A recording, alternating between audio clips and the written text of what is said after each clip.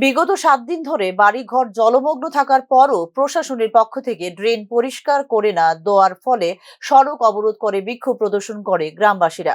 ঘটনা কৈলাসহরের লক্ষ্মীপুর গ্রাম পঞ্চায়েতের 4 নং ওয়ার্ডের কুবঝাড় এলাকায়। প্রশাসনের উপর ক্ষুব্ধ হয়ে কৈলাসহর টিলাবাজার রাস্তা অবরোধ করে বিক্ষোভ প্রদর্শন করে গ্রামবাসীরা। অনেক দিন ধরে গ্রামের ড্রেন পরিষ্কার করা হয়নি। অন্যদিকে ইদানিংকালে লাগাতার ভারী বৃষ্টিপাতের ফলে গ্রামের ড্রেন অপরিষ্কার থাকার কারণে এলাকা জলমগ্ন হয়ে যাওয়ায় বাড়ি ঘর জলমগ্ন হয়ে গেছে। অথচ এক্ষেত্রে স্থানীয় প্রশাসনের কোনো হেলদোল নেই বলে অভিযোগ গ্রামবাসীদের। পানি পানি জলে বাড়িঘর সকলটা ডুবাইলে আমার ঘরের ভিতরে জল।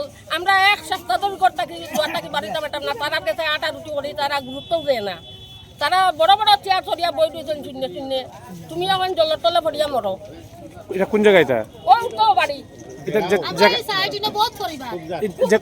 এটা কোন গ্রাম পঞ্চায়েত?